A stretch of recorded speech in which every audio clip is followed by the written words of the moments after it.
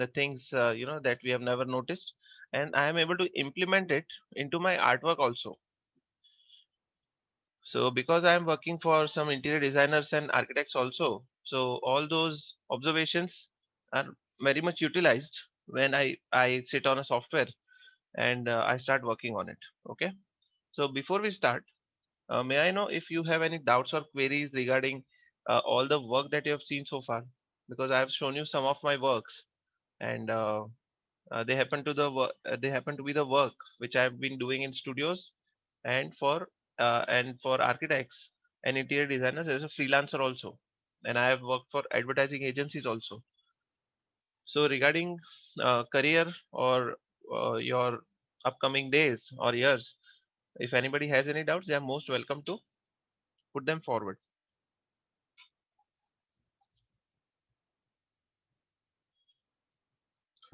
Because yesterday I did not have any much of what you say, um, not many students have come forward with regards to putting forward their doubts.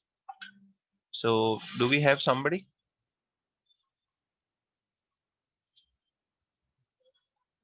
Okay, nobody. Okay, fine. So we'll be seeing at the topics that we have covered yesterday, and also the things that we'll be covering today.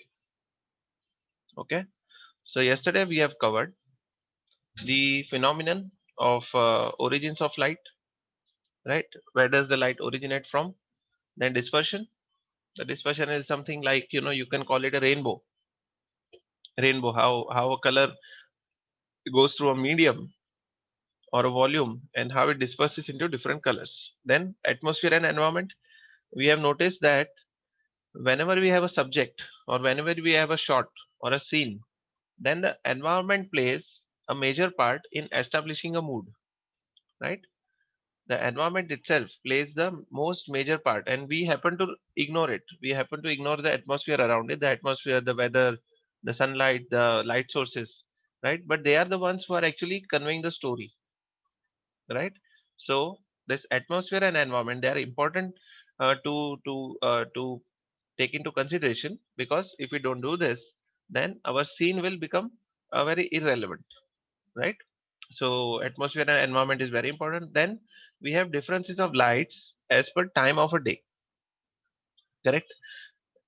Differences of lights. So you have seen that in the afternoon we don't have much of a very saturated sun, or you cannot see the sun at all, because sun is so bright that its original form is being visible in the afternoon. But when you have morning and evening, then the sun is actually facing us very in a very horizontal way, or you can say it is just above the ground level. And because we have lots of atmosphere on the ground, that is on the near the earth surface, because every the density of these particles, you can say sand particles, pollution, gases, all of them are much more concentrated on the ground level. So that is why the sun has to come through many layers, and it is actually filtering the sun's intensity, and then it is reaching us. That is why we are able to see the red globe, red circle of a sun. So basically sun is actually visible because of the pollution and the dense particle that we have near the earth surface. Okay. And common perceptions as an audience and relatability. So we have covered that how the moods, generally how audience and viewer would be perceiving that particular scene only by changing the light. Okay, we don't need to change the objects also, we just need to change the light. Okay, so are we through with this? Is there any questions with regards to this? Yes, anybody? Nobody. Okay, fine. So now if everybody can see my screen, is my screen visible to all? I need to just make sure, otherwise I'll be showcasing but nothing will be visible. So my screen is visible to everybody? Yes, okay, great. So we'll be just I'll just play a video for you. Okay, so this is your uh, IC region. Okay, it is not visible. The screen is not visible. Okay, I'll just try to present. Okay, yes.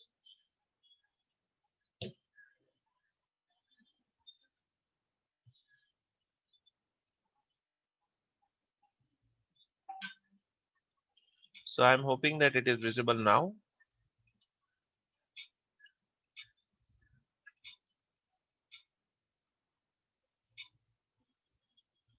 It is visible now, right? Okay, perfect.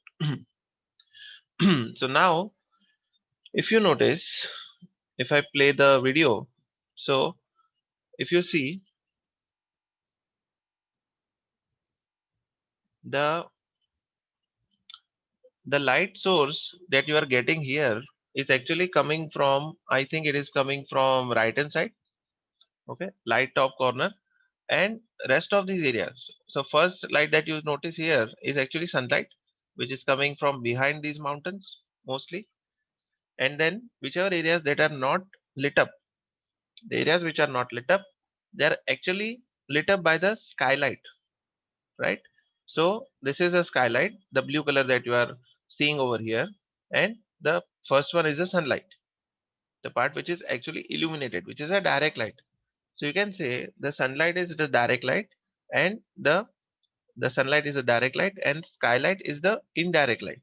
Okay, because the sky is covering the whole area and it is very large in size, so you cannot pinpoint where the skylight is coming from. Skylight is actually everywhere. Correct? Skylight is actually covering us as a hemisphere. Whatever we see around us is covered with the skylight, because skylight is covering the whole area, because it got spread after the sunlight entered our atmosphere. Correct? These molecules and gas particles and all that. So skylight is far more larger than the sunlight. The sunlight happens to be a smaller source, but much more brighter and intense source. But skylight happens to be much more larger source, but having very subtle intensity. Right? Skylight is not so bright that anybody can notice in our real life, unless and until he actually goes through these lighting lectures, and then if he just said, okay, even the skylight can emit the light, right? So from today onwards, you will be giving much more significance and much more preferences to mentioning the skylight also in your scenes. Okay. So uh, now these are the samples of chaotic apocalyptic and environment samples. So you can see that these images has a peculiar look and feel. And when we went through those, color moods, so yesterday also we saw that none of you have mentioned blue color in the warlike situation, and that blue color was visible in Narnia's movie when the war was happening, and nobody could relate that Narnia with a very violent looking, violent looking war sequence. Correct? So you can see that most of the things are covered with orange and brown and everything, because while the war is happening or the action is happening, lots of fire will be there, lots of dust particles, lots of explosions will be there. So perhaps in all these situations, the skylight, the blue sky that is visible, it may get dispersed. The light may get dispersed, and the red light will be dominating the whole scene, red or orange, because of the flames and fires and everything, right? So that is the reason that we don't see any blue light in your warlike situation or a chaotic situation, and you see more of a blue light in peaceful situation, right? You see lots of blue light in your places where you want to show some relaxation or some place of comfort. Correct? So you can see that the skylight is pretty much visible over here. So you can see blue color and everything. So automatically we are shifting from our very panic mode into a relaxation mode just by using skylight. The sunlight and skylight happens to be some things which you can just manipulate and achieve the scene that you want. Okay. So now again, as I said, I am going to insist my students to interact with me, right? Because that is the only way I will come to know that you are actually, getting what I'm saying. Or in fact, you see, it is not necessary that you should agree with me. What I want you all to do is you all should realize that you yourself are great artists. I'm not going to make you believe. You yourself are going to believe that you all are great artists. You have been noticing everything so far. It's just that you did not have a language, you did not have a term for it, right? So I'm going to give you those terms, and I'm going to give you those reasons which made you a good artist, which is making you different than others. Okay, but unless and until you interact with me, it will not happen, it cannot happen. Okay, so just like last time, kindly interact with me so that many new things will come out. Okay, so now I am going to show you some images. You need to tell me that which images do you prefer. Okay, if you can see this image, I would like you all to tell me that whether you would prefer the right image or whether you would prefer the left image. So whoever, yes, the right. Left image. Yes, so maybe if you can just type in the chat screen, so we will have a majority and minority vote. Okay, so two of them have said right. Okay, so if rest of you, as in it will be just like majority wins kind of a game, right? Yes. So if I am showing this image to you, which image would everybody prefer? Okay, so we have this left image that everybody is saying they should prefer. Okay,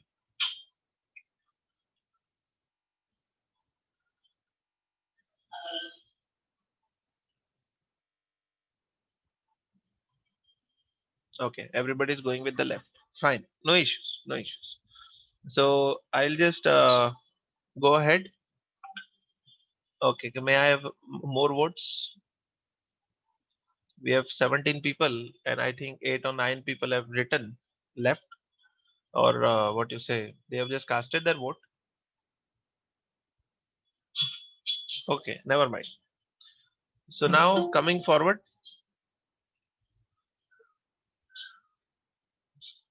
okay, left or right, left or right,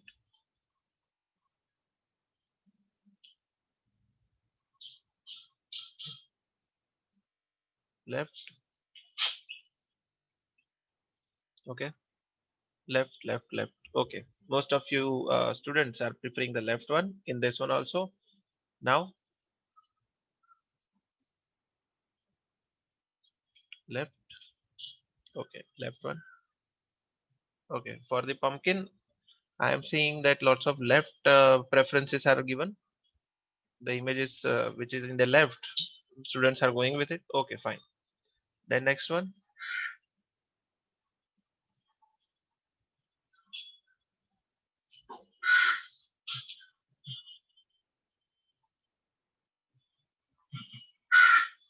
Okay, so everyone is going with the right image. Okay, for this monster, everybody is going with the right image. Then we have this. If I say that this is a flame, okay, this is a welding torch. Which one would you prefer? Okay, somebody's mic is on. So Shibin, if you could switch off the mic for me. Yes, some sound is coming. Okay. Yes. So yeah, so the welding torch will look better if we are giving it a left image, correct? And the last one,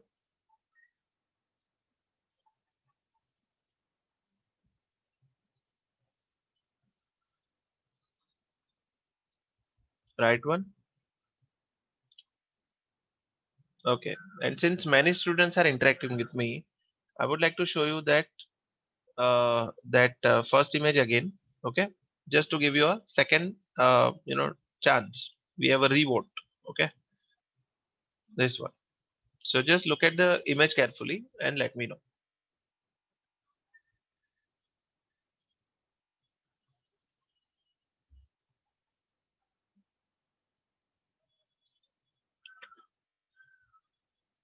Okay. What you all can do is you can just put a pen on your table right now. Okay, you can just put a pen and just see which image relates with you better.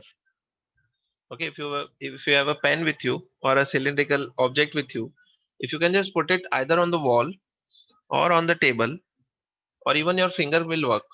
Even your finger, if you just put it on the table, then just see that the image that is in the right will look much more similar to your reality. Okay, if you just put your finger on the wall also, or if you put your finger on the table, then you will see that the shadow will become more and more blurrier with its length. Okay, the longer the shadows gets, the blurrier they get. Okay, so you can see that in this image, the origin, the shadow where it is being created, it is quite sharp. The shadow is quite sharp in the beginning, but then it tends to get blurrier, right? It is blurring, but in this image everything is remaining constant.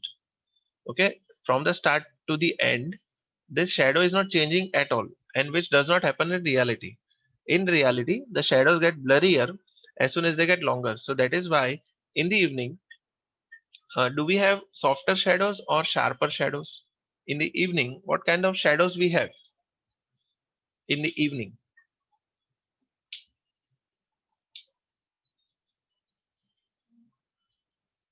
Soft shadows. Okay, and in the afternoon, what kind of shadows do we have in the afternoon?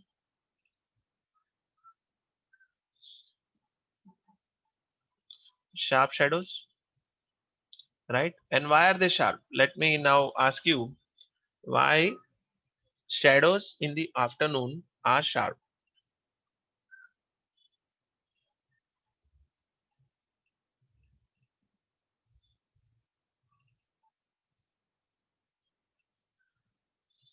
Now this is the afternoon video. If you all can see the video that I'm playing. See, in the afternoon we are not able to see the sun at all. Okay, so light is brightest. Okay, but is light intensity the only matter? Is light intensity the only thing which is making them sharp? Okay, so the reason actually is the same that we have just saw. We just saw the exact reason why the shadows are sharper in the afternoon, because actually what is happening is that in the afternoon what is happening is that the shadows are not spreading as much. The shadows are not actually, the shadows are not spreading, or you can say they are not becoming longer. And because they are remaining in the same place, because the sun is at the top of us, so when the sun is at the top of us, the shadow will not be spreading much. The shadow will remain in the subject's parameter, right? So if you see in the afternoon, you will see the shadow is exactly below our body, right? Wherever we are standing, the shadow is exactly below us. So, so because they are not getting any longer, they are not getting away from the object, the shadow remains sharp. Okay, the shadow remains sharp because the shadows are remaining near the subject. But in the afternoon, because the sun's angle will change, it will become much more parallel to our planet Earth. The shadows will become longer because of the angle at which sun is facing us. So the longer the shadows will get, the softer they will get. Okay, the more the shadows are nearer to the object, they will remain sharp. Okay, but whenever they get longer, because of the angle of the light, they will tend to become much more softer and softer. Okay, so all of you have understood this. So let me show you a few of the videos of evening and afternoon, so that you all are pretty clear as to how the shadows are working. So if you can see that this is the mid afternoon scene, or mid afternoon, you can say late afternoon, you can say. These these you can see the sun is quite white. Okay, in its original form, this is kind of 3:30 or 4 o'clock kind of a time, right? And then if we see the evening, you can see the evening will look like this.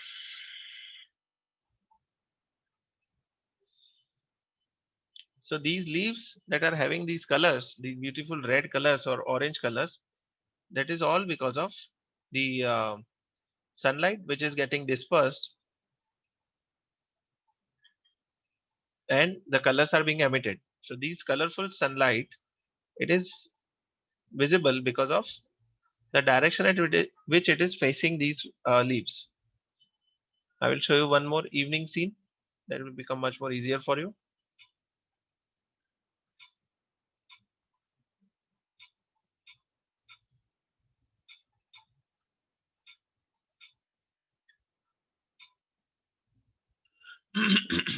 So in the evening, something like this would be visible. Okay, because the sun has set and this layer, this gradient, okay, you can see there is a gradient in a way that you see some kind of, such things happening. See, now this is what happens in the evening. You can see a time lapse.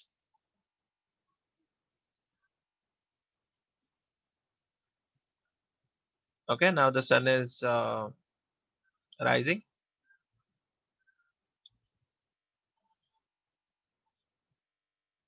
See, now the whole gradient, the whole horizon will become orange because the sun has entered our atmosphere. It has started facing us, and you can see there is a gradation in the sky and the horizon because there is much more thicker layer at the bottom and there is lesser of a layer on the top.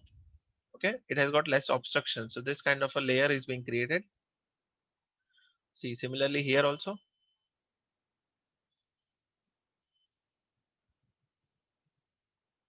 So you can see that there is some kind of a orangish halo around the sun because the sun is actually becoming parallel to the earth.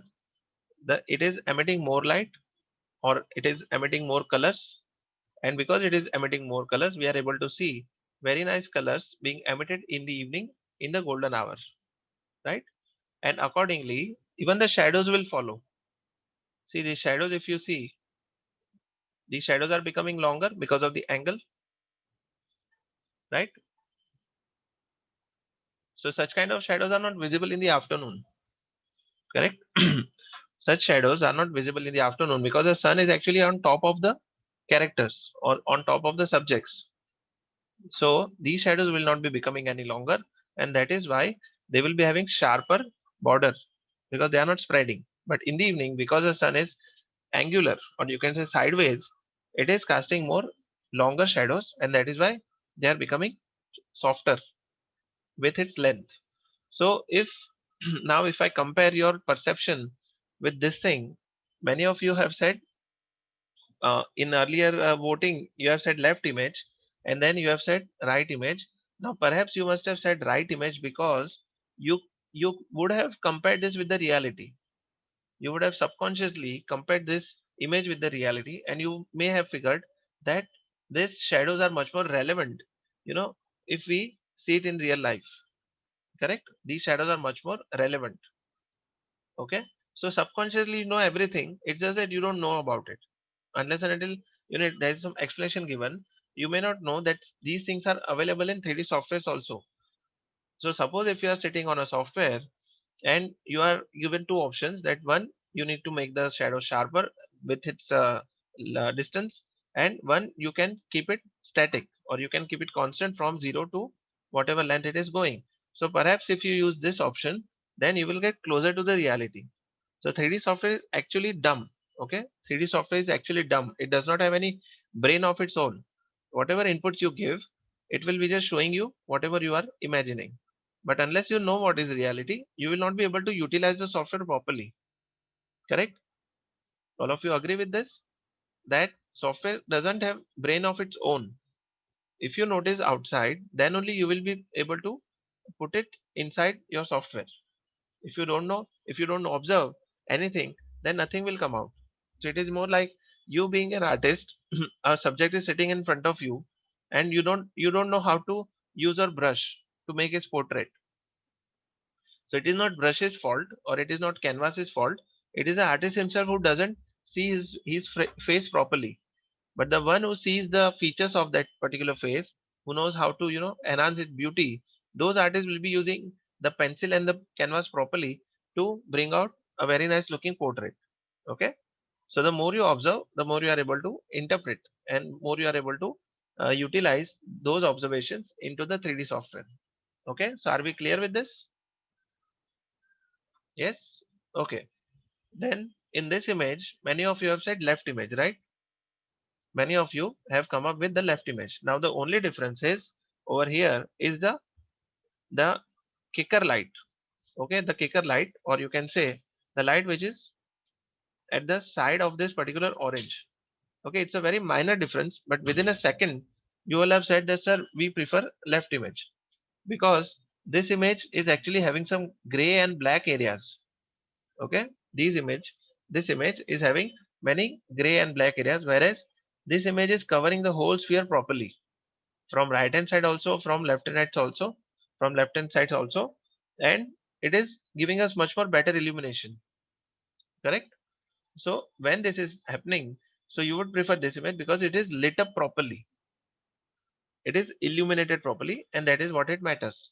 As a lighting artist, we need to make each and every subject or an object look beautiful, and we can do this by using different kinds of lights. Okay, so kinds of light, I will be coming to it. It is going to be a very interesting thing. So as I said, you all will be realizing yourself that why it is important to know about lighting. Then you use it, you don't use it, it is it is a matter of it is just a it is a you never know what is going to happen in future. You may not become a lighting artist. Even then, even if you are a modeling artist, you will be utilizing your lighting to enhance your subject, to enhance your model. If you model it correctly yet you don't light it properly, then your model will not look nice. Okay, just like the the object I'm going to show you now. Now if somebody can tell me what is the difference, what is that one thing that is missing in the right image, why everybody had preferred this left image, why everybody has preferred the left image. Okay, is everybody sleepy? Why nobody is answering? Talking will help. You see, don't be afraid, don't be shy.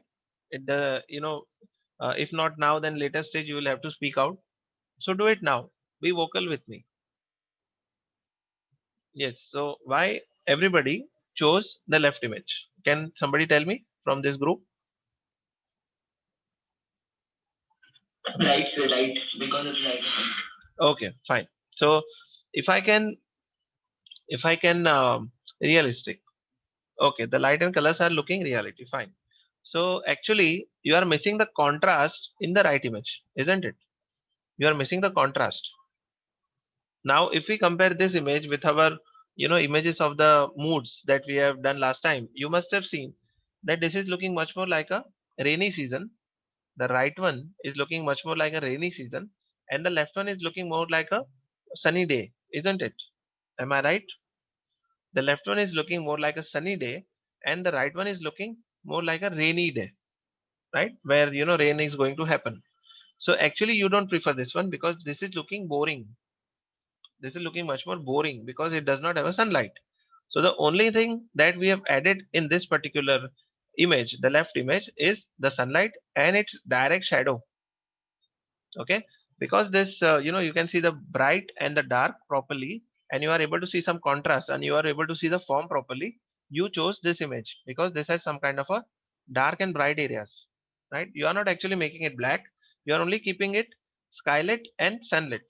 Okay, this is only skylit image. The whole thing, the sun is missing over here. This image is only lit up with the sky, whereas this image is lit up by using skylight also and sunlight also. And because sun being the brightest source and the smallest source, it is casting nice shadows also. So you are able to see some kind of a touch on the ground also. You don't see much of a contact with the ground over here, but you can see the lot of depth, that is created because of the shadow. Okay, so the light itself doesn't do the job, the shadows also plays a major part in achieving the 3D looking output. Now in this image also, if you model this monster, and if you are given two lighting setups, one is this one and one is this one, most of you have said right image, right? Why the right image? What is it that you liked about the right image? Tell me.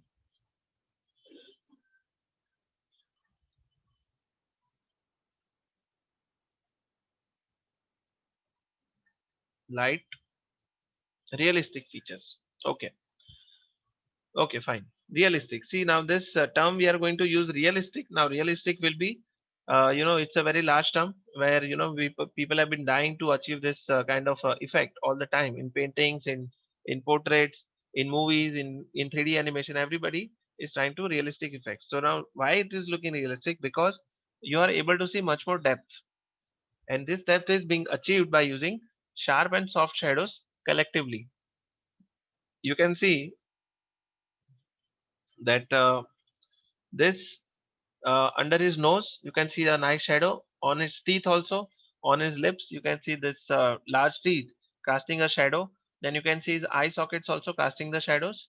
So this is making it much more 3D. Okay, this is making it much more giving it much more depth because of the shadows that you have used.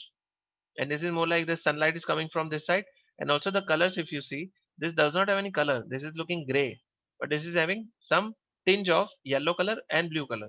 So yellow color can be of the sunlight and blue color can be of the skylight. So all of these things combined is giving you this nice looking 3D model. Okay, so next time when you sit to illuminate something, make sure that you are using multiple lights and multiple shadows also. Okay, and how to use the shadows I'll be telling you, I'll be letting you know how to use proper shadows. Okay, now this one you have chosen the left one, isn't it? You have chosen the left flames, you can say, because this is having an origin which is white. As I said, the brightest source of the light will be always white. Now if you have noticed the tungsten bulb, if you have noticed the tungsten bulb, okay, the bulb which is having this steel rod in the middle which is actually getting hot and it is emitting the light. So outside, from the outside, if you see, what color does it look of the bulb that you see from the outside? How does it look? The conventional bulbs that we had, it looks yellow, right? But when you see that rod itself, when you see the tungsten wire, what color is that tungsten wire?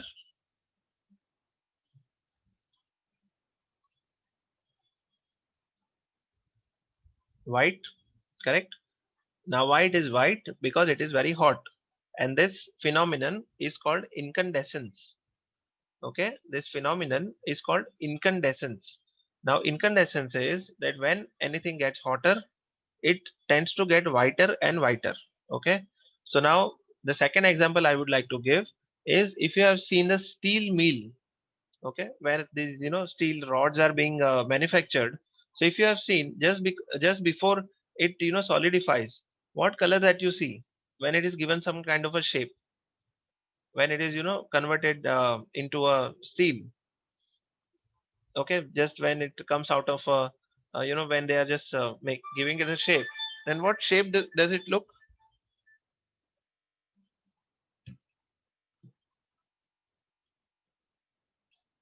Okay, in the steel mill, before it solidifies, what color does it appear? Anybody? Can you hear me? Am I audible?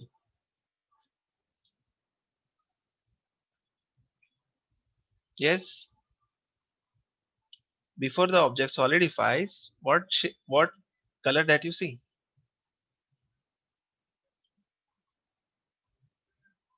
Okay, is my voice audible to all? Is everybody able to listen to me? Yes, sir. Okay, so when you see that the steel is actually liquid, okay, when that particular metal is actually liquid in a very hot form, then it looks white, correct? It looks white, but when it is cooled down, gradually the color will become orange, then it will become red, and then it will solidify. So basically what is happening is, then while it is cooling down, it is retaining its original color. But when you burn something or when you heat up something, then it will gradually go towards white color. So if you compare our sun, the sun itself is so white because it is so hot.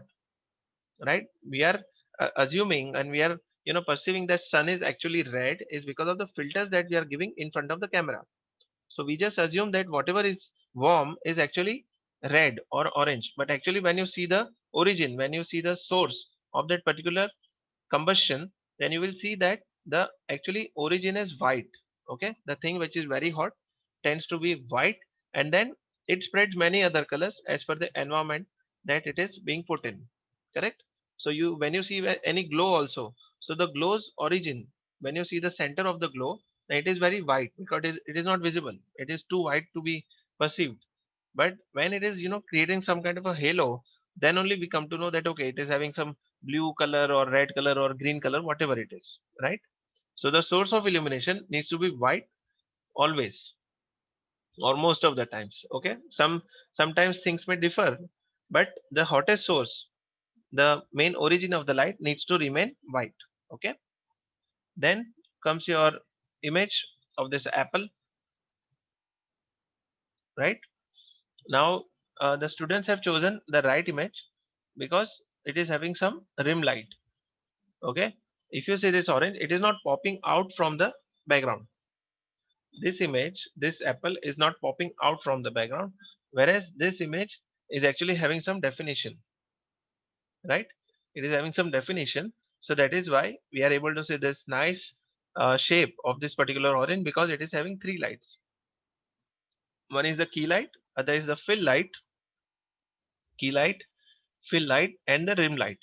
So we generally call this phenomenon, or we generally call this technique as a 3-point lighting. Okay, 3-point lighting. 3-point lighting is very much utilized in CG, computer generated imagery, or movies, or animation movies, or even advertisement sometimes. Okay, so 3-point lighting is very important. We are going to learn about it in a coming lectures, or in a coming wherever we are getting some opportunity, because there are lots of topics I need to cover in these 2 hours. So I believe that I will not be able to tell you in detail what all generally happens in 3-point lighting, but this is the general technique through which any subject is given nice coverage of the light. Okay, so are we through so far?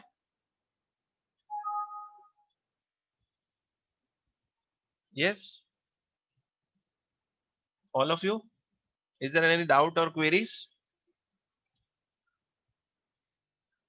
Kindly put it forward, because see what happens is that uh, you know um okay, because generally once we are gone, or what you can say, once we are departed, or once you have left, some students, if he has any kind of question, and after the lecture he might have to, he may be hesitant to ask anybody else, or he might be pretty shy to ask me in person.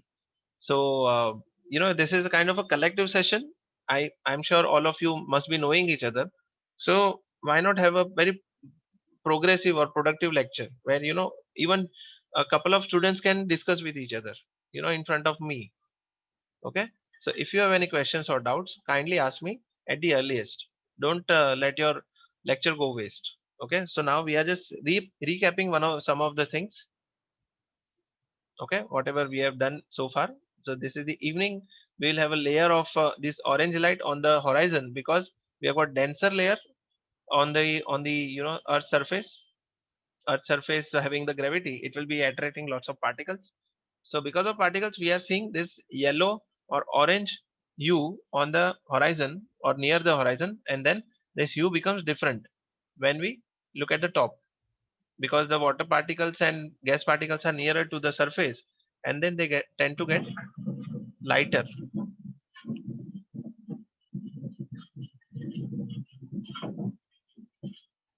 Okay, so in this video also you can see that the orange horizon is visible because of the gas particles and sand particles present at the surface of the earth. And you can see that the sun is also visible. The sun is not that harsh to look at, and yet all the shadows are also softer. So this is an evening scene. Okay, then we have this.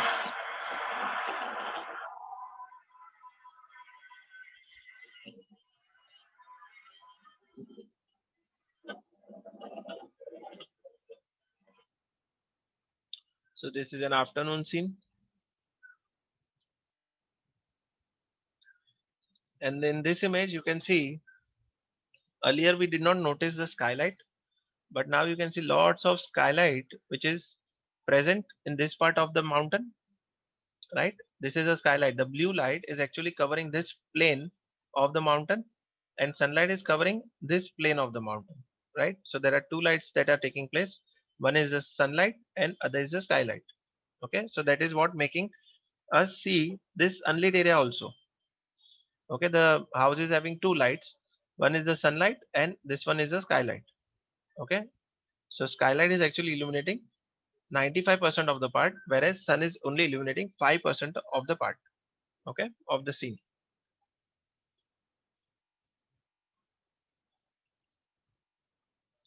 Okay, now we'll be looking at many more examples of what we have just done yesterday. That is, this is, anybody remembers this?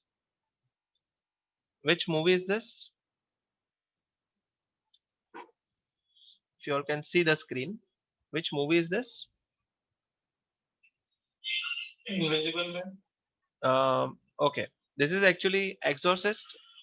Now that happens to be world's most horrible movie, right? It is world's most horror movie. I think somebody's mic is on. Yes, okay. Yeah, so this is the Exorcist movie where you can see the silhouette and you can see lots of dark areas. So this happens. This looks like a horror movie when you just look at it. You don't even need to know the story because it is having lots of dark areas, right? And it is having some kind of a volume light, and it is having this spotlight, and you cannot see many objects. The whole story is happening in this middle area only, right? Then we have this character in different lights.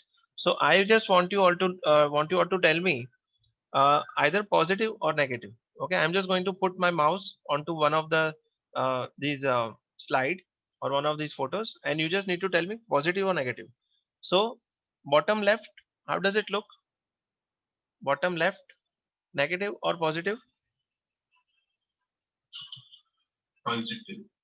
Okay, bottom left, then bottom right. Negative. Okay, then bottom right. Sorry, top right, top right. Negative. Okay, and this left, top left. Positive. Okay. So basically what is happening is the bottom left is actually generic of what I can say. This guy is looking as if there is nothing happening in his life. Okay, he is just blank because there is no sunlight. Everything is looking rainy, and it does not evoke any emotion. It is just his it is kind of stable life, stagnant life that he is living. Whereas this top top left, now this is having some kind of a positivity. You can say because of the sunlight, it is emitting some kind of a positivity. He is looking much more determined, you can say, and he is having some positive character to it. Okay, this left one, now you can see the direction has changed from top to bottom. In this image the light is coming from the left, whereas in this image the left top, but in this image the light is coming from the bottom, right? And he is having much more aggressive look. Correct, he is having much more aggressive look. And because of the red color and black color, so we have anyways figured this out in our last lecture. And this one is having some kind of an evening scene. Now this can have mixed emotions, right? The top one, top right, can have mixed emotions where the sunlight is having some orange look to it, and the sky is also pink. So this can have lots of emotional dialogues in this scene because we see lots of colors in this, unlike the other images. This is having much more saturated image. Okay, so accordingly we have got plenty of images like this. We have already covered these moods. Now we are coming to direct light and indirect light. Okay, so you can see that in this image, this is the direct light. This sunlight is actually this direct light, and the blue light, this blue light is actually which is being visible in the shadows is actually the skylight. Okay, which is filling up the shadow. So this is a key light and this is a fill light. The light which fills up the shadows is called fill light. Okay, so I'll just show you some samples. So this is a sample of the Earth and Mars. Okay, which has got some kind of a atmosphere to it. Okay, our Earth is called a blue planet, right? Our Earth is called a blue planet, and this Mars, now that is a red planet, right?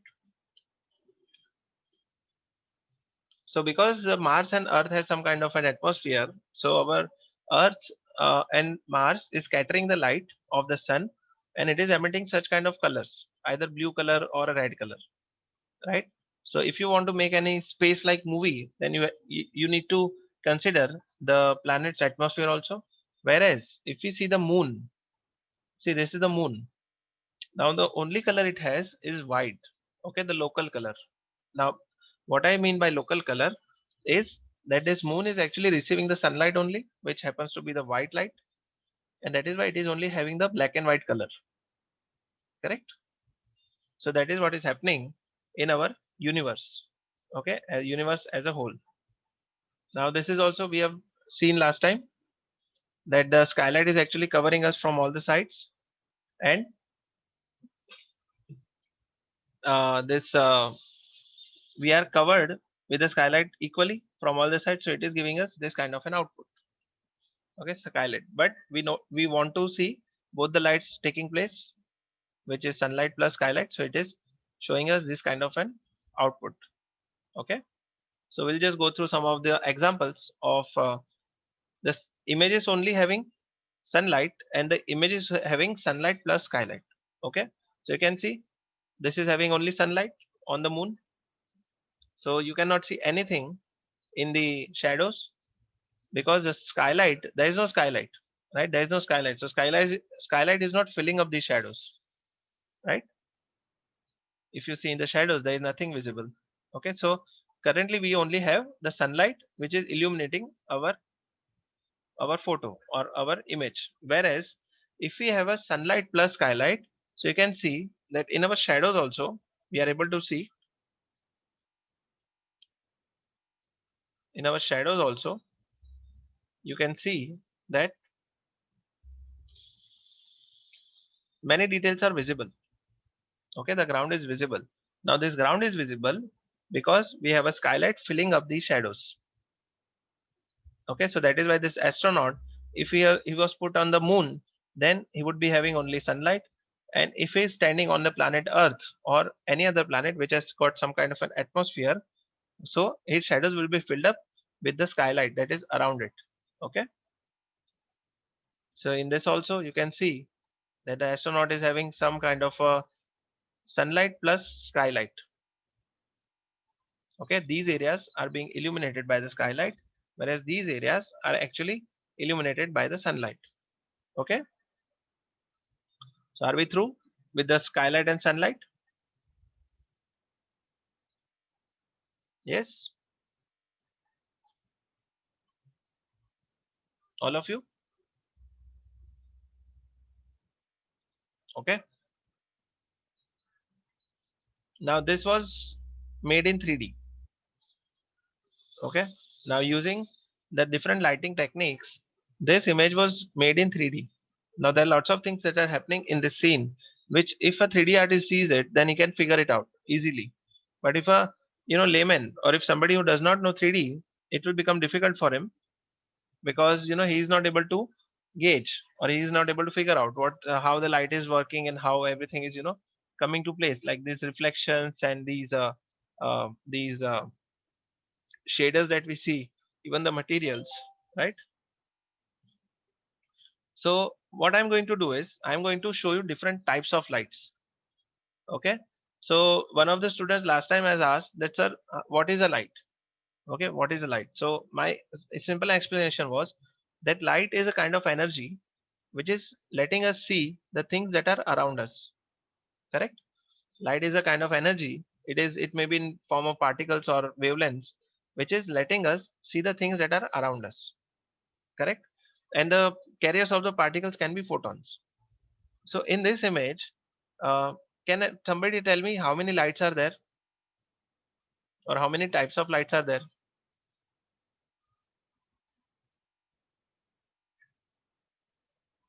Yes, anybody?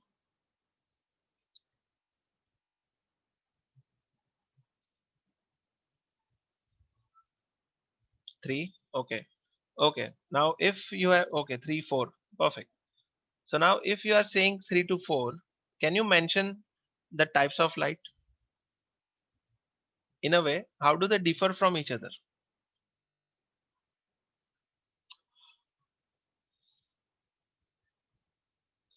Atmosphere light. Now, which atmosphere light? May I know?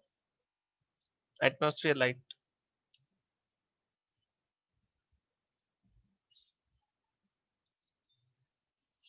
Okay. Now, atmosphere light. You have said atmosphere light. Uh, can you just mention a few words and then I will rectify you. I will just let you know what you are thinking.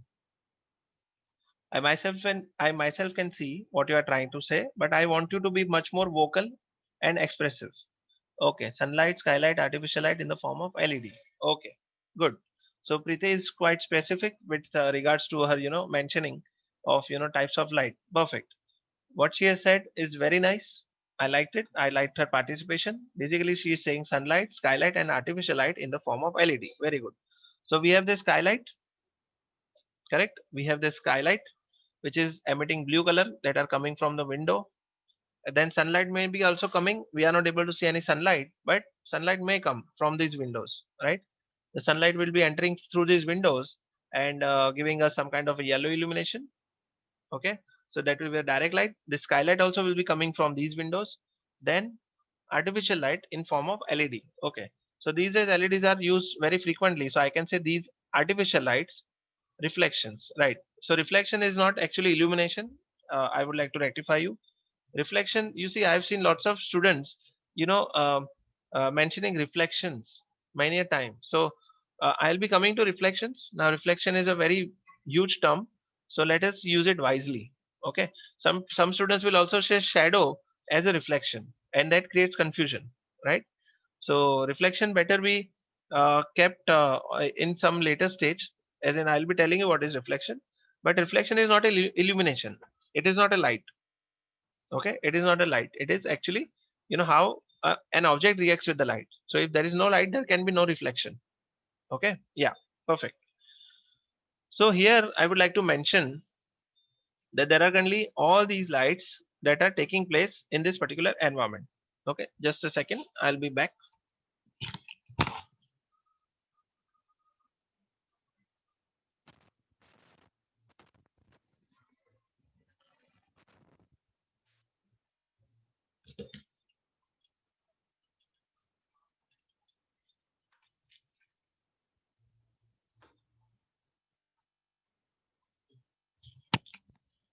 Okay, so basically, now are you familiar with this?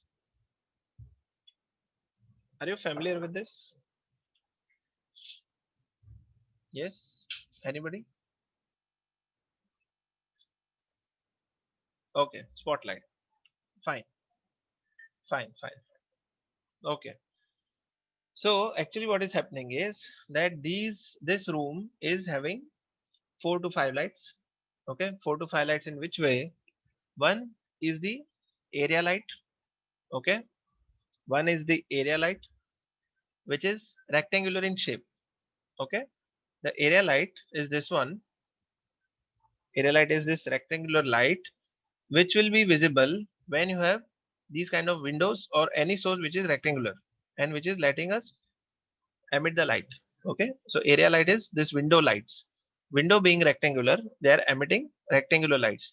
Then we have the spotlights. Okay, the spotlights are something which will be casting the light in a particular focused form. Okay, so currently we have a light which is coming from the top and which is coming downwards in a circular form, right? This light is actually coming down in a conical form, so we can call this as a spotlight. Then in the middle, we have these bulbs, right? We have these bulbs. Now these bulbs are actually emitting the light in all the directions in 360 degree. So we can call them as point lights. Okay, we can call these lights as point lights, right? So these point lights are actually 360-degree in illumination. So now we are going to look at each and every example of each of these lights. Okay, so that you are clear whenever you go outside, there you will be able to figure out that what kind of a light is there in front of us. Okay, currently everything looks the same. Every light looks the same. We are not able to figure it out. But now after this lecture, you will be able to figure out the natural light also, which are the sun, sky, and moon, as well as the artificial lights. Okay, so firstly, now this realism is achieved using global illumination. Okay, the global illumination plays a major part in achieving the reality. Okay, so what happens is that whenever a light enters a surface, or whenever a light reflects on a surface, so what it says, photon travels from light source. This is the orange light source which is traveling, and then this travels on a surface. Then what it says, photon inherits surface color. Okay, so suppose if this is a sun and it is emitting white light, so it will inherit the colors of the surface, and then they will bounce back onto the other surface while carrying this color.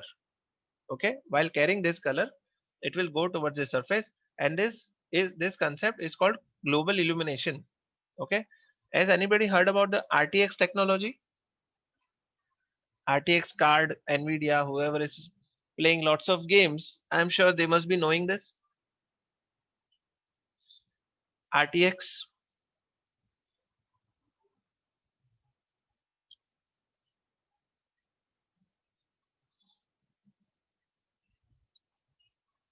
Yes, if you could type, that will be great, because my speaker is actually off. So you might have to type it. Ray tracing, right? Ray tracing, correct? So this is part of a ray tracing. Okay. So RTX technology, what it does is it traces the light ray from the light source to the surface to the camera. Okay. So everything that we see around us is having lots of millions and trillions of ray tracing, or rays, emitting in all the directions, and they are bouncing around here and there, and then reaching our eye, and our eye happens to be the camera. Okay, so now if I ask you, which image would you like better, so don't you think this right image is better? This right one is much better image, isn't it? Yes.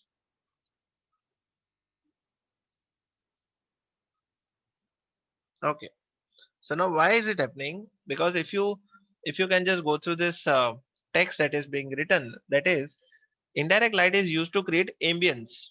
Okay, ambience.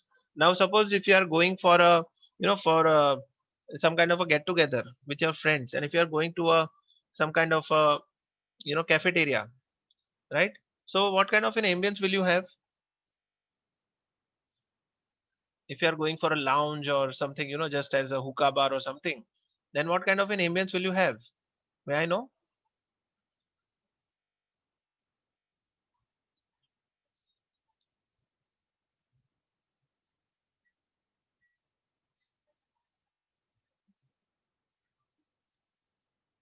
I'm uh, as in I might just a second, just a second. Hello. Happy Navratri ભાભી. Actually હું લેક્ચરમાં છું. હા, હું કરું અડધો કલાકમાં. હા ને? હા, બાય. હા, bye bye.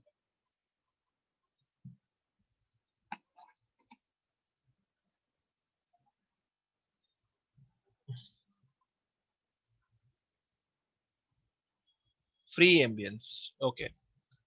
Any specific term, if you could tell me?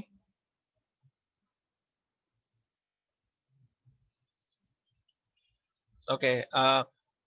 You see, in my teaching career, I can say you all happen to be the most disciplined students. Okay. Disciplined in a way that you all are not speaking at all when I'm speaking, even when I'm asking you to. Okay. Don't be so disciplined. Don't be so obedient. Just speak out. The more you speak out, the more I'll be able to cover many more things. Okay. Relaxed ambience, right? Relaxed. Now, can you just recall yourself and come up with a specific word for it, or maybe kind of a ambience? You can see the colors that is flying around in the environment. If you can be kind enough to tell me what kind of colors that you see in the lounge area or in the cafeteria. What kind of colors that you see more? Colors specifically.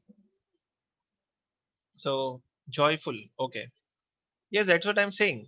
Now, suppose if you are pink and purple, okay. So suppose if you were an interior designer, and if somebody gives you a contract of creating and creating some kind of a cafeteria, then you might have to come up with some colors, right? You cannot just say that give me a material which is having relaxed ambience. When you go to a shop, when you go to a marble shop, or when you go for a furniture, so you cannot tell them that give me some kind of a relaxed furniture. Would you say that?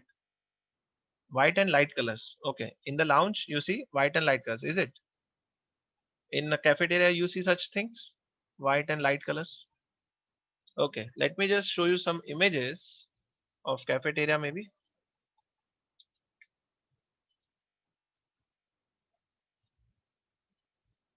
Okay. Lounge area, I will say.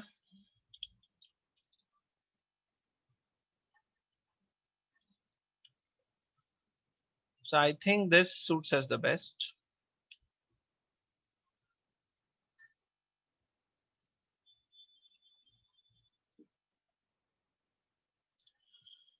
Okay.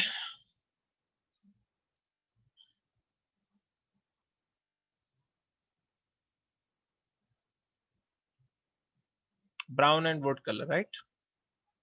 So Prathan has come up with brown and wood colors, correct? So that is the thing, that some cafeterias are having very warm feel, and that warm feel is being achieved by using warm colors, right? Now, okay, just to give you a very easy test, or easy quiz, if I can say that suppose if you are asked to build a traditional looking house, what color that would be? What kind of an ambience it would have? A traditional looking house, okay? What color that will be? Orange brick, orange. Okay. So basically warm looking ambience, right? It will be having some kind of a warm looking feel to it. And if I can say that if you are supposed to, make some kind of a very modern looking office, then what would that be? What would be your primary color? White, right? White, gray, exactly. So aren't they both contradicting each other? In a way, when you thought about traditional, you thought about warm, and when you thought about modern, then you thought about cooler colors, right? Maybe green, maybe blue, or something like that. Because in the olden days, we can see the ambience was created because lots of wood and lots of copper and lots of warm things were used, right? We could see lots of tungsten, lots of copper, lots of wood, and even the light sources, they used to be more like, some lantern, or some kind of a flame that is, emitting, or some kind of a chimney that was there in the houses in the, older days, in the earlier days. But these days we have got tube lights, we have got LEDs, we have got all these, artificial lights, which you can even change the colors of it as per the flick of a, button. So that is why in the olden times, we used to have warm lights, correct? And in the even if you see, these street lamps are also being changed from warm looking lamps to very LED looking, LED kind of lamps in your city, I believe. Even the street lamp must have been changed. So that is what is happening, that we are going towards white. Now earlier everything used to be warm, which was artificially lit. It had some yellow tinge to it. Now, these days, things may become maybe white or blue, because for futuristic things are generally perceived to be cooler, right? So, if we come to this lecture back again, now this is the concept I would like to mention, that smaller the light, sharper the shadows, larger the light, softer the shadows. Okay, we need to be very careful about this. Always remember this, that smaller the light, sharper the shadows, larger the light, softer the shadows. Okay, we are going to look at its implementation very soon. Okay, very quickly we are going to look at its practical implementation, right? So directional light. Now directional light happens to be a light which is covering huge area. Okay, if I were to create a scene which has, you know, large city, a scene which is large city, or something, you know, which has got lots of bungalows that is spread in the environment, and if I want to make some kind of an image which is, you know, which in which I have a light which is relatable to the sun. So in a 3D software, that particular light is called directional light. Okay, that light is called directional light because this directional light, once put into an environment, it will be casting an infinite light onto the whole surface. It will be having shadows plus illumination in all the area, in the entire area, and that is why the directional light will be covering the huge area, and it will be imitating the light that is coming from the sun. So it becomes easy for us to set up the light and illuminate a scene. Okay, so this is how the direction light will look. It will have parallel shadows. Okay, if you put any other light, then these shadows will be going away from each other. It will be going away from the source of its origins. Okay, where the shadows are being emitted, the shadow might look slanting, or you can say cross. They can be going in different directions as per the light direction. But in a direction light, when you put a directional light, so all these shadows will look parallel. Okay, no matter how longer or shorter the building is, the shadows will always look parallel to each other.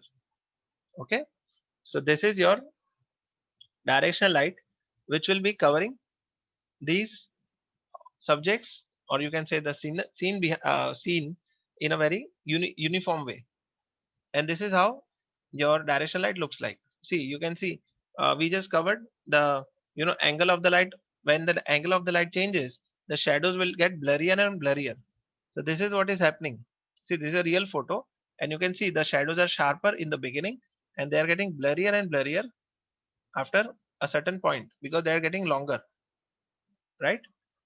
So these are the examples of your directional light. Okay, so for the sun and the moon, now directional light, if we see the definition, directional light in rendering is the light that shines evenly in one direction only. Its light rays are parallel to each other, as if emitted perpendicular to an infinitely large plane, right? To an infinitely large plane. Use a direction light to simulate a very distant point light source. For example, the sun or the moon. Okay. Now this is what it means to simulate a very distant point light source. For examples, the sun. So basically what is happening is the sun is actually point light in the universe. Okay. The sun is actually emitting light in all the directions. So it is a point light for the universe, but it is a directional light for the earth. Understood? For us human beings, the sun is a directional light, but for the universe, it is actually a point light which is emitting the light in other direction also, apart from the earth also, right? The planet which is behind the sun is also illuminated just like our earth. But for us, it is the direction light because it is coming from one direction only. Okay, so all of you have understood this, the direction light concept, that when you want to illuminate a large scene and with parallel shadows, you need to use a directional light. Okay, now coming to the point light. Now point light is the light which is emitting the light in 360-degree. Okay, so now I wish to know some kind of examples for the point light. Can anybody tell me the samples or examples of a point light? The light which is, you know, a torch would be a wrong example for, yeah, bulb. Okay, Preeti is right. Bulb. LED bulbs, that is also right. Rutvik, I will come to you. That is torch is, you know, some other light, other type of light. We will just cover that. No issues. Chimney can also be a point light. Very good. I can see lots of response from you students. I am really glad for it. Yeah, chimney is a very good example. Then anything else? Lamps, okay, but lamps will differ from each other, right? Lamps may differ from each other. So lamps, we will see what kind of a lamp can have a point light. Okay. Anish, what is PAR? PAR? I didn't get it.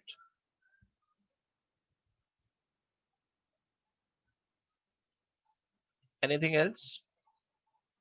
With an example of a point light? Just think, give your, yeah, candle. Perfect. Very good. Candle is also a point light. Yes. Good example. Anything else?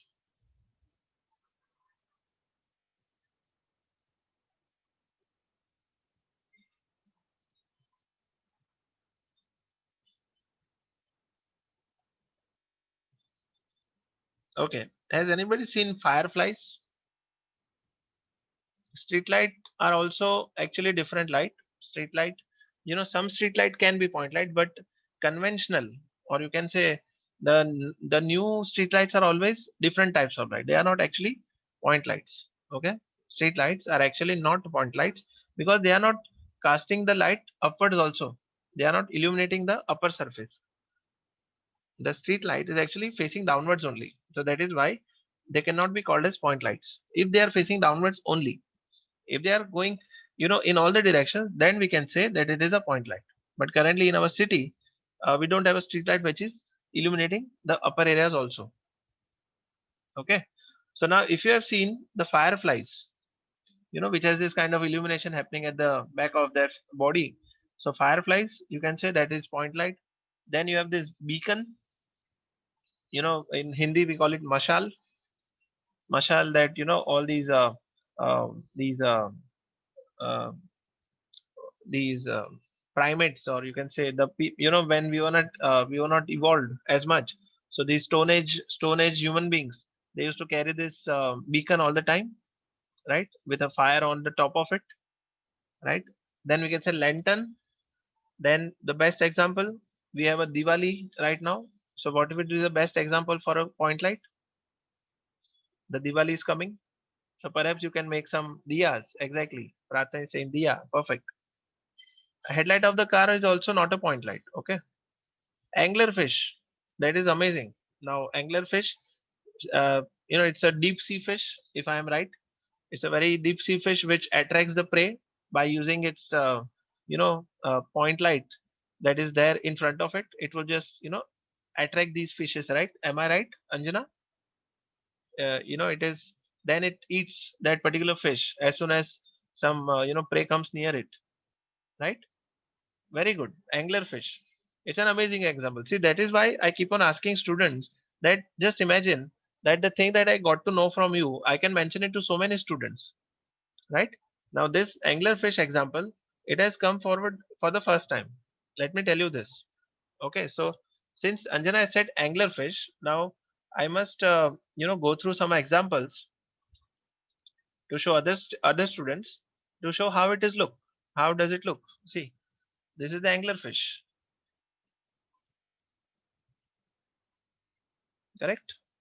So the anglerfish would be illuminating its, there's some kind of a bulb kind of a thing in front of its face, and as soon as some fish comes near it, so it would be eating up that fish. Yeah, so I like that example. It's good.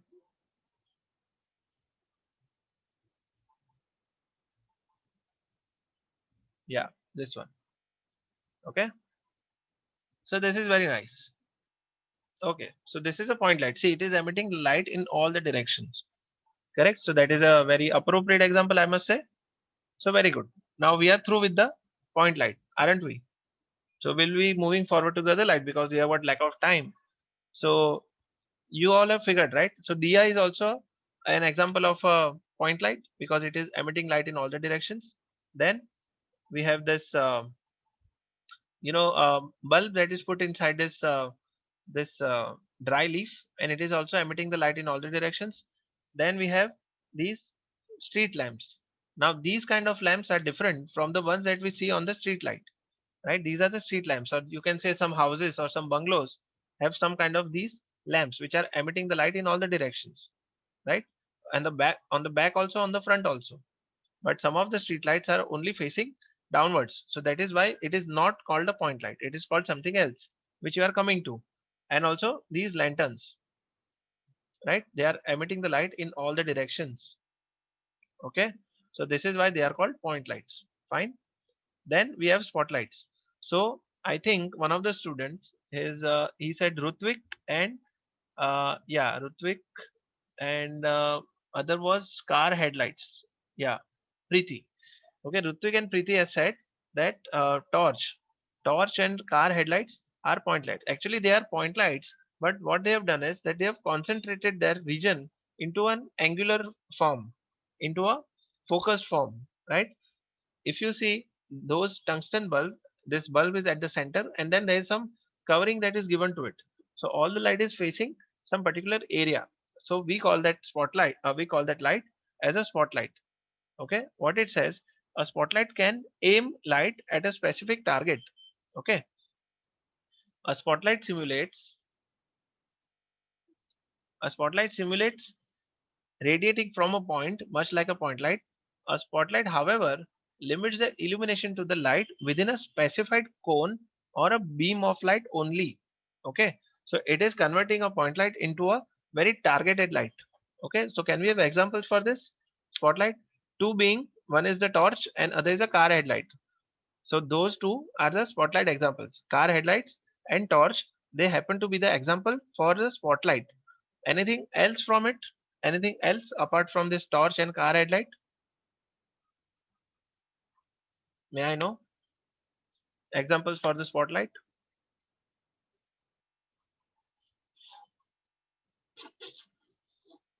Where do you see these spotlights? The one is in front of you, the lighthouse.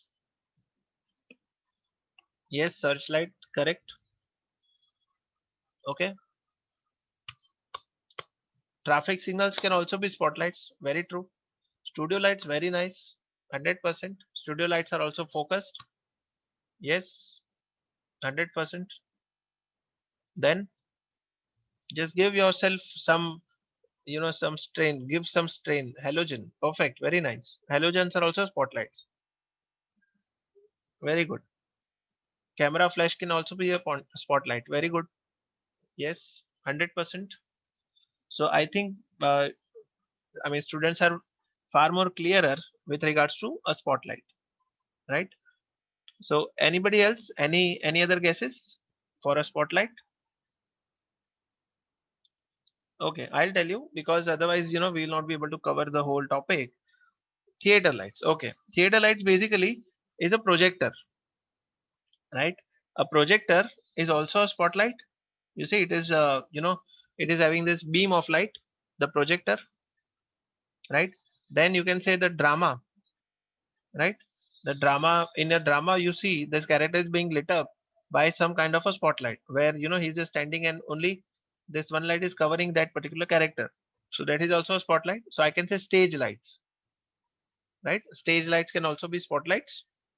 Then you can see that the, yeah, street light, yes, street light is also a spotlight. Very good. Then you must have seen some lamps, study lamps, right?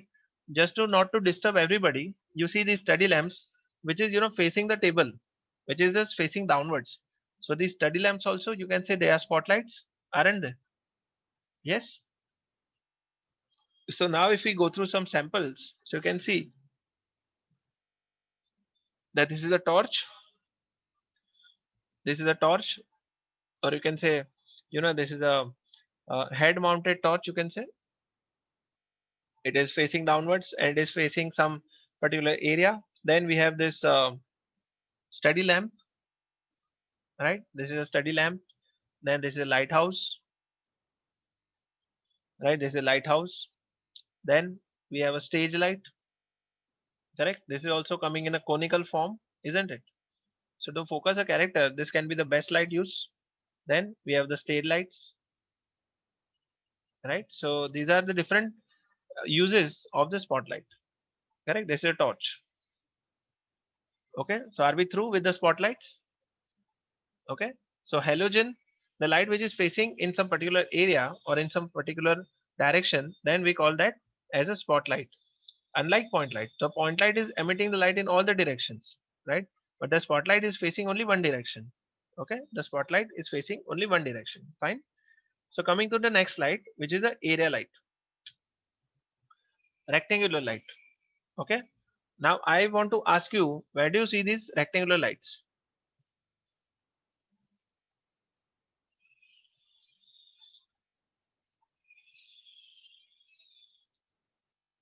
Windows, right? Is there anywhere else you see these rectangular lights? Okay, through windows and doors, like Rutvik has said, mobile phones. Now that is a very accurate assumption. That is the area light, since it can be in a form of rectangle. So why can't your mobile phone also be a source of light? Don't you see your illumination when you are starting your phone? So you see some illumination happening on your face, right? So area light is actually your mobile phone also. Your mobile phone is actually an area light. It is rectangular in form and it is emitting the light. TV light, exactly. TV, the monitors, monitor, your mobile screens, your LED monitors, your TV screen, your CRT monitors. Anywhere else do you see area lights?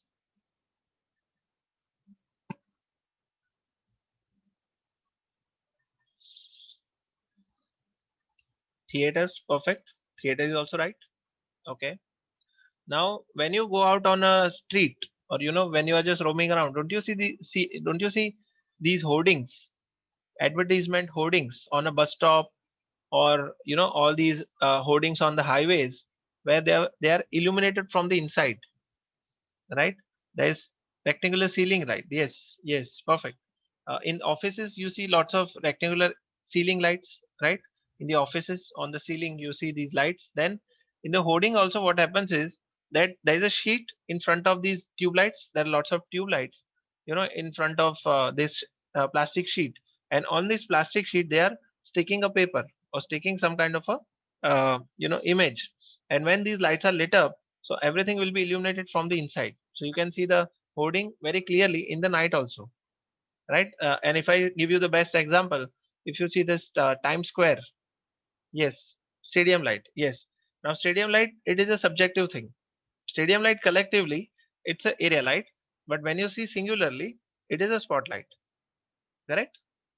So singularly, it's a spotlight, but when it is combined into hundreds of lights, then they become area light, correct? Stadium light is very good example. Very nice assumption. So if I tell you, if I show you this square, Times Square, right? Now what is that street? Yeah, this one, right? Night. So just imagine, so many lights are there, right? All these rectangular lights that you are seeing are actually area lights, correct? Now these rectangular things are actually area lights. Now they are emitting different and hundreds and thousands and millions of colors, which is making this street look so colorful. It is just like, uh, we have this mela. We have this mela in our villages. Now this is a mela at the largest global level. It's an international mela where, world over the people would come and, just experience this particular, you know, uh, site. You can say it's a privilege to visit such places, and everybody wants to visit this because it is so illuminated. This is more like a Japanese street. So all these rectangular lights you see are actually area lights, right?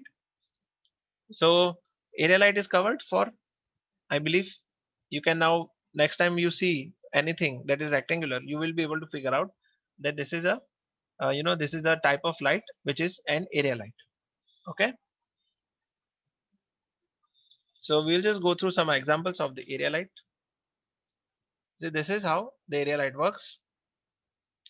And area light are generally very large in form, so they cast very soft shadows. Okay, the light which is larger will be casting a very soft shadow, and the light which is very small will be casting a very sharp shadow. Okay, the light which is very small will be casting very sharp shadows, and the light which is very large will be casting soft shadows. Okay. So these are the samples. This is a window which is casting very soft shadow. This is a hoarding, correct? And then we have something called as mesh light. Okay, the last one is self illumination. Okay, the self illumination. Now, self illumination is the kind of light which is emitting the light of its own. Okay, now these days we have some kind of, what you say, there are many lights which is the source itself is emitting the whole light. Now, it's a very subjective thing that you will say radium, right? Perfect. Radium is a very good example. And some students might say that, sir, even the TV itself is a self illumination source, so they are not wrong in it. The mobile phone, the mobile screen is also a self illumination source, 100%. But now let me ask you, now if I say, if I want to illuminate some kind of a neon text, now you see these, these text written in a very, in a tube form. You see these neon lights visible in front of a hotel. So just imagine what kind of a light I would give to such kind of a curved surface. You see, sometimes we have such a surface which is bending or which is curving from here to there, and I want to give it some kind of a, light which is emitting all the time from that particular shape. And since Anjana was very prompt in her assumption, imagine there are some creatures in the deep which are themselves the light emitting source. You see, I think they have got some kind of a, what you say, bioluminescence. I think bioluminescence is the right word for it. So if I can say bioluminescence,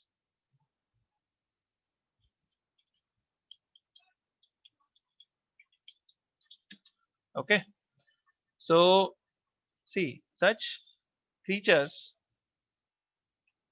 are emitting the light from itself, and they will have very vague shapes.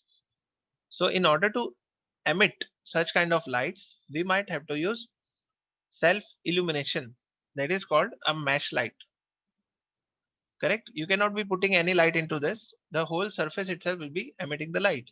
So currently we have some sources or some examples which is emitting the light of its own. The text itself is emitting the light of its own. So can we have some examples for this self-illuminating objects? Yes, yes, very good. Light sticks, 100%. Very good example. These fluorescent light sticks, flares. Okay, flares. I think flare can be point lights. Okay, I mean they are actually having some shape also, but I think if you use a point light for it, that will be better, right? Because flares have this, 360-degree coverage. But what Preeti has said, this light sticks, because the light sticks can, yeah, firefly also. So this is what is happening. See, as I said, this is a very controversial thing, because some student may say that, sir, when the, lava, very good, lava is also self-illuminating source, very good. So it will change with time, right? I mean with the shape, its shape can change from time to time, so yet it will be emitting the light. So lava is a very good example. Firefly is also right. Flares is also right. Light sticks is also right, and radium is also right. But what is happening is that these match lights take lots of time to render.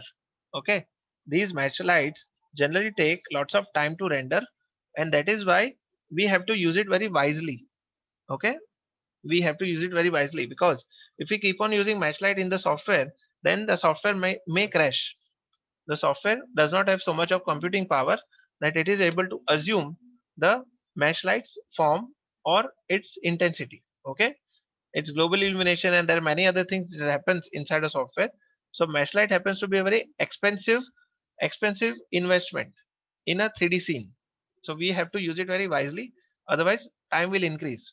Yes, laser lights is also, you can say, mesh light, 100%. Very good example. And you must have seen that, on a ceiling, you must have seen this ceiling these days. They are having some curved shapes, false ceiling, and yet they are having some kind of a glowing buttons. Yes, 100%, 100%. Very good example. glowing buttons. Very true. And if you have seen these false ceilings, okay, so see, there are, different kinds of false ceiling, such kind of lights. Now just imagine if I were to make this kind of a ceiling, then how would I give a directional light or point light or area light to this? It will not be possible, right?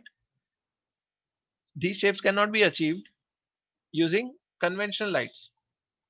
So all I can do is use such kind of mesh light in order to give it some kind of a border, right? So generally these lights are actually called cove lights also. COVE lights. Okay, cove.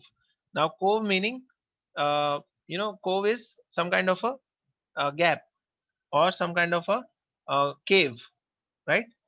It is empty from inside. So when you see these surfaces, now these lights are put inside these coves, and then such shapes are being achieved, right? These curved shapes. So you can say this is also mesh light because LED strip that is put inside this is emitting the light in its appropriate form. Correct. So I would not be able to do this using an area light or a point light. I have to use a mesh light only. Okay. So this brings to the end of our session where we have covered at least 4 to 5 types of lights. Okay.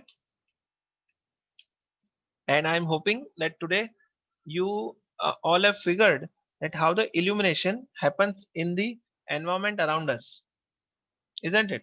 That firstly we have covered how the light originates. The light originates from the sun. Now that is the most natural source of light. Correct.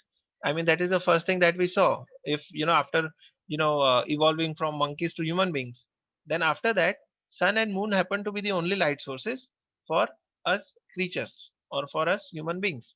And then after sun and moon, where the lighting has struck somewhere, the light struck a tree and it emitted some kind of a flame, and that flame became another light source. So our ancestors started using the fire as a source of light also, fire as a source of energy also, and as a light source also. So those light sources evolved and became bulbs.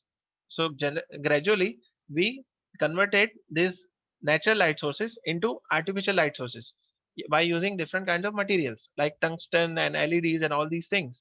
So then we converted these light sources into different forms.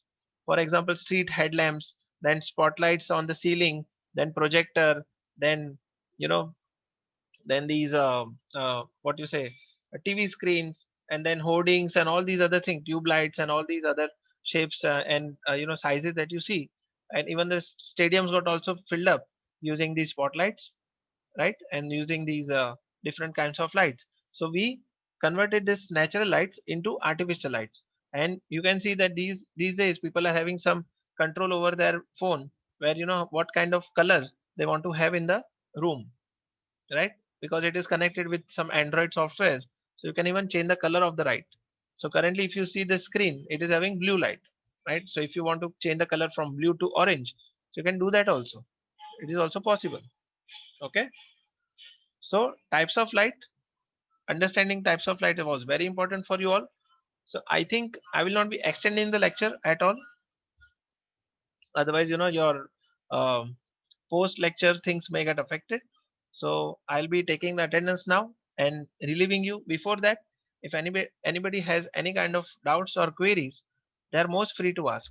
Okay, with regards to either software or fundamentally, because you see I have not covered anything software wise here, because software is a secondary thing. First thing is understanding how it works. Correct. So please let me know if anybody has any doubts or queries. Yes. They might have to type it because my speaker is actually switched off, because it is causing some disturbance. So yes, anybody has any queries?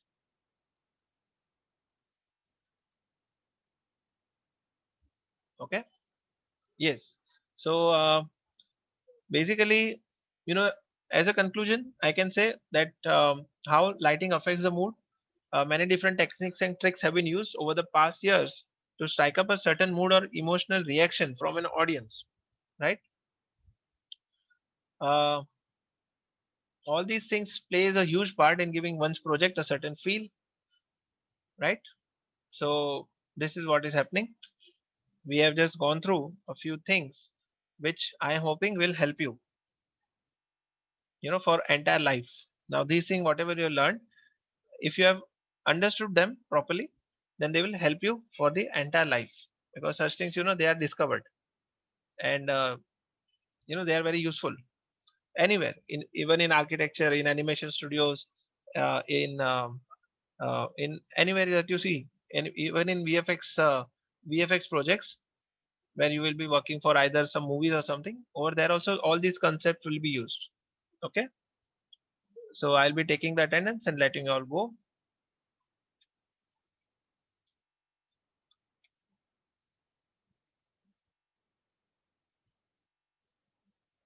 Okay, so we have I'll be calling out the numbers. So we have Shreyas with us, or maybe since there are 20 people, can somebody just tell me who is absent here? Because 20 of you are present already, so I just need to cross check. So if any student can mention the person who has not come, so I'll just give him, mark him absent, and I will let you all go. That will speed up the process instead of me going through each and every student. So may I know whoever is not present here? So if I say Shreyas, then okay, let me just cross check. If any student can point me out, that will be, you know, I'll be appreciating it. Adesh, okay, Adesh is not present. Adesh, what is his number? Anish, Karthik, Sneha, Amaldev, Saiti, Adesh. Okay, this is number 16. Okay, and who else? There is one. I think one more student must be absent.